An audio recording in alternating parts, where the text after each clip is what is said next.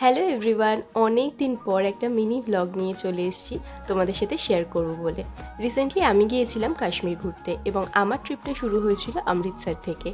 দুটো পার্টের ভিডিওতে আমি শেয়ার করব অমৃতসরে আমি কী করলাম। এটা হলো পার্ট 1। তো বেসিক্যালি সকাল সকাল আমি আর মা রেডি হয়ে বেরিয়ে পড়লাম গোল্ডেন টেম্পল যাওয়ার জন্য। জাস্ট 7 থেকে 8 মিনিটের মধ্যেই আমরা নেমে পড়লাম এই চকে। এবার এখান থেকে কিন্তু হেঁটে যেতে হবে, এখানে কোনো গাড়ি অ্যালাউড নয়।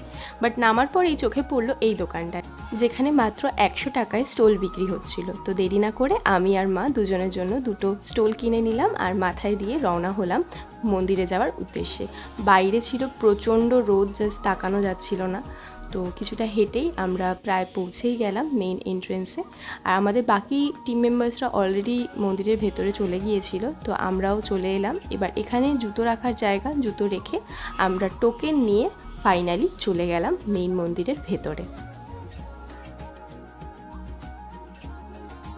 আর এই ভেতরে মন্দিরের জায়গাটা এতটাই পিসফুল যে আপনি গেলে আপনার একটা আলাদা রকমের শান্তি ফিল হবে।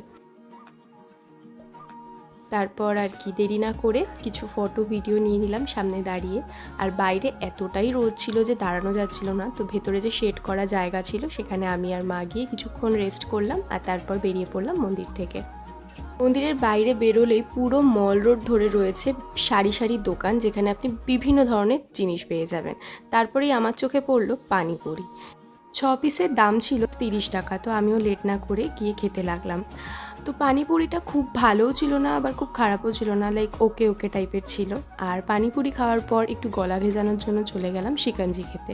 হ্যাঁ জানি অমৃতসর গিয়ে যদি লস্যি না খাই কী বা করলাম, বাট না, ফুচকা খাওয়ার পর আমি লস্যি খাওয়ার রিস্ক না নিয়ে বরং শিকঞ্জিটাই প্রেফার করলাম। তো ফার্স্ট পার্টের ভিডিওটা আমি এইভাবেই শেষ করছি, দেখা হবে নেক্সট পার্টে। তো ভিডিওটা কেমন লাগলো অবশ্যই লাইক আর কমেন্ট করে জানাবেন। চ্যানেলটিতে নতুন হলে সাবস্ক্রাইব করবেন। দেখা হচ্ছে নেক্সট ভিডিওতে। টাটা।